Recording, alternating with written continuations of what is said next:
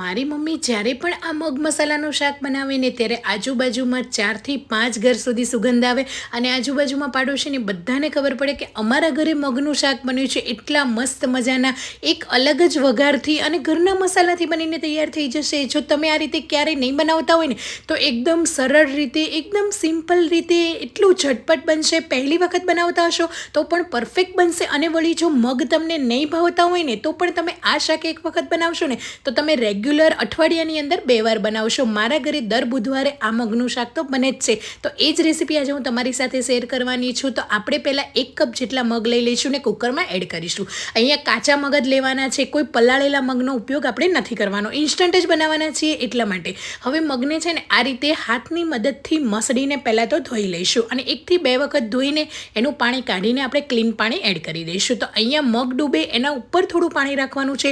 એટલે 1 કપ મગ સામે અહીંયા આપણે 3 કપ પાણી લીધું છે. મેં સ્વાદ પ્રમાણે મીઠું એડ કરી દઈશું. અડધી ચમચી જેટલો આપણે હળદર પાવડર એડ કરીશું અને બરાબર મિક્સ કરી લઈશું. હવે જ્યારે પણ મગનું શાક બનાવવાના હોય ને ત્યારે મગ આપણે કાચા નથી રાખવાના અને મગને છે ને ઓવરકુક કરવાના છે. થોડા વધારે બફાશે તો ચાલશે પણ મગનો દાણો આખો ના રહેવો જોઈએ. હવે કુકરનું ઢાંકણ બંધ કરીને મીડિયમ ગેસની ફ્લેમ પર અહીંયા 5 થી 6 વિસલ કરી લઈશું. તો રિઝલ્ટ તમે જોઈ શકો છો. પાણી જરાય મગનું નથી પણ મગ એકદમ સરસ રીતે બફાઈ ગયા છે. આ રીતના એકદમ લચકો મગ થઈ જવા જોઈએ, દાણેદાર અને એકદમ કાચા ના રહેવા જોઈએ. તમારે આ રીતે આંગળીની મદદથી પ્રેસ કરીને ચેક કરી લેવાનું. એકદમ સરસ રીતે બફાઈ જશે. હવે એને આપણે સાઈડમાં રાખીશું અને શાક વઘારવા માટે એક વાસણની અંદર તેલને ગરમ કરી લઈશું. તેને અહીંયા મેં મોટી 3 ચમચી લીધું છે. એની અંદર જીરું, હિંગ, સૂકા મરચાં, બાદિયા, લવિંગ અને 2 ચમચી જેટલી લસણ મરચાંની પેસ્ટ અને મીઠા લીમડાના પાન, આ બધું એડ કરીને સરસ રીતે સાતળી લઈશું. ગેસની ફ્લેમ આપણે શરૂઆતમાં લો જ રાખવાની છે.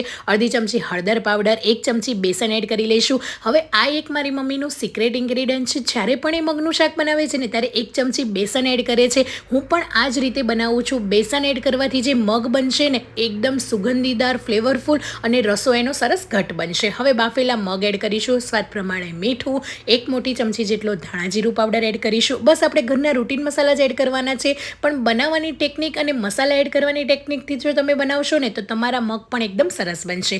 હવે આપણે એને ગરમ પાણી એડ કરવાનું છે. થોડું થોડું કરીને આપણે 2 બેચમાં પાણી એડ કરશું. પહેલાં 1 કપ પાણી એડ કરીને મિક્સ કરી લઈશું.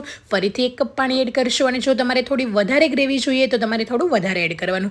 આ મગ મસાલાની અંદર આપણે કોઈ ડુંગળી, ટામેટાં કંઈ જ મેં આની અંદર નથી એડ કર્યું તો પણ મગ એટલા ટેસ્ટી, એટલા ચટપટા બનશે. જો તમે ટિફિનમાં લઈ જતા હોય ને તો જરૂરથી આ મગ બનાવીને લઈ જજો. ઠંડા થયા પછી પણ એની મીઠાશ એવી જ રહેશે અને એટલા સરસ લાગશે. હવે એની અંદર આપણે અડધી ચમચી જેટલું લાલ મરચું પાવડર એડ કરીશું અને 1 મોટી ચમચી આમચૂર પાવડર. હવે જ્યારે મગ મસાલા બનાવો છો ને ત્યારે લીંબુનો રસ તમે એડ કરી શકો પણ એની જગ્યાએ જો આમચૂર પાવડર એડ કર્યો ને તો એનો ફ્લેવર એટલો સરસ આવશે ને મગની અંદર. એટલે જરૂરથી તમારી પાસે હોય તો એડ કરજો. 1 નાનો ટુકડો ગોળ એડ કરી લઈશું અને બરાબર મિક્સ કરીશું. જો તમને સ્વીટ ના પસંદ હોય તો તમે ગોળને સ્કીપ કરી શકો.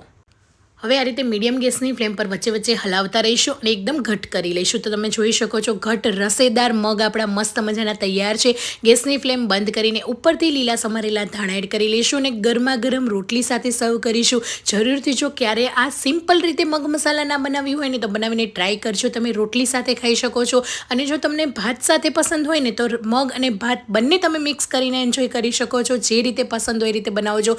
પહેલી વખત જો બનાવશો ને તો પણ તમારા આ મગ મસાલા પરફેક્ટ જ બનીને તૈયાર થઈ જશે. અને જ્યારે પણ તમે ઘરમાં બનાવશો ને ત્યારે આ મગની એક અલગ જ સુગંધ આવશે. તો જરૂરથી એકવાર ટ્રાય કરજો અને કેવી લાગી આજની મારી રેસીપી કમેન્ટ કરવાનું ભૂલતા નહીં. આવજો. જય શ્રી કૃષ્ણ.